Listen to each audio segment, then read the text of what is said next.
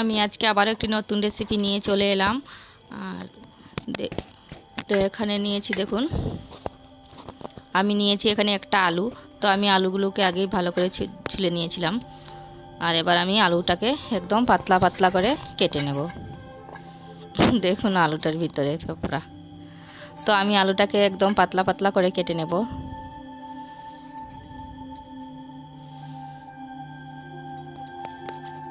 আর বাসন্তী পূজার বিজয়া দশমীকে সবাইকে অনেক অনেক শুভেচ্ছা জানাই আমি। তো দেখুন আমি আলুগুলোকে এইভাবে করে কেটে নিলাম।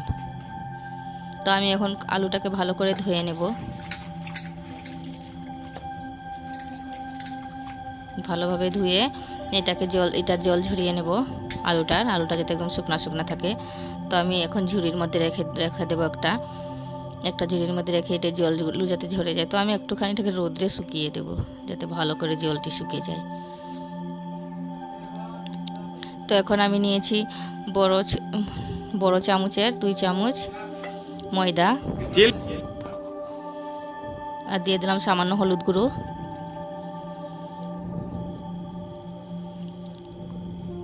আর দিয়ে দিলাম সামান্য জিরে গুঁড়ো।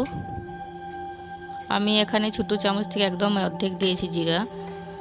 আর দিয়ে দিলাম আমি এখানে গোলমরিচ বাটা। তো আমার কাছে আস্তা গোলমরিচ ছিল, আমি গোলমরিচটাকে বেটে নিয়েছি। আর এখানে দিয়ে দিলাম আমি একটু মরিচের গুঁড়ো, যাতে একটু খাবার সময় ঝাল ঝাল লাগে। তো আমি দিয়ে দিলাম মরিচ গুঁড়ো, আর দিয়ে দিলাম স্বাদ মতো লবণ। তো এখন আমি এইগুলোকে একটু ভালোভাবে গুলে নেব। একটু একটু জল দিয়ে আমি গুলে নেব, যাতে একদম পাতলা না হয়ে যায়। তো দেখুন এরকম করে, একদম পাতলাও না একদম গাঢ় না, মোটামুটি আছে মিডিয়াম সাইজের। তো এরকম করে আমি আমার আলুগুলো, দেখুন আমার আলুগুলো একদম শুকনো শুকনো হয়ে গেছে। তো এবার আমি আলুগুলোকে এটার মধ্যে চুবিয়ে দেব, ভালোভাবে লাগিয়ে এরকমভাবে দেখুন। তো সবগুলো আলুকে আমি একসাথে এখানে দিয়ে দিলাম।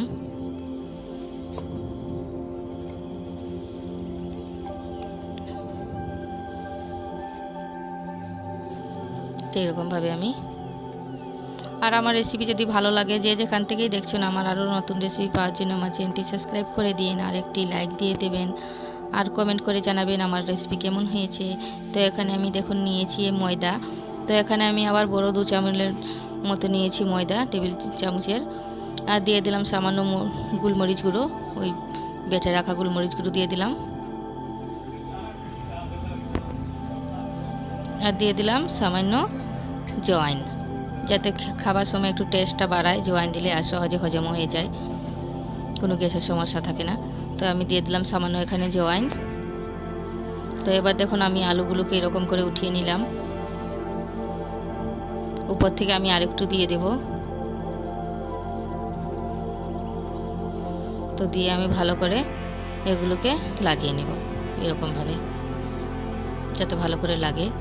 দেখুন এরকম করে আস্তে আস্তে করে আমি হালকা হাতে এরকমভাবে লাগিয়ে দেব।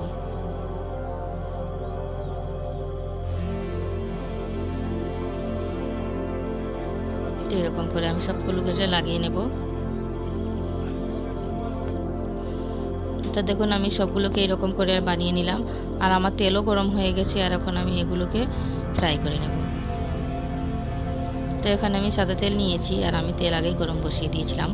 তো একটি একটি করে সবগুলোকে আমি এইভাবে ভেজে নেব। আর কেউ যদি বানিয়ে খেয়ে থাকেন তাহলে বলবেন, আর কেউ যদি না খান তাহলে একবার হলো এইভাবে বানিয়ে খেয়ে দেখবেন, খুব দারুণ লাগে খেতে। আর আমার রেসিপি যে যেখান থেকে দেখছেন, একটা লাইক দিয়ে দেখবেন, আর কমেন্ট করে জানাবেন কেমন হয়েছে। তো দেখুন আমার ক্রিপসি আলু হয়ে গেছে। তো এবার আমি নামিয়ে নেব।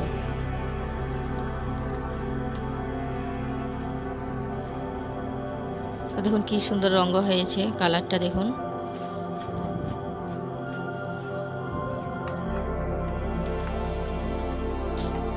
তো আমি একদম হালকা আগুনে ভেজেছি, না হলে উপরে লাল হয়ে যাবে আর ভিতরে কাঁচাই থাকবে, তার জন্য। তো দেখুন সবাইকে ধন্যবাদ।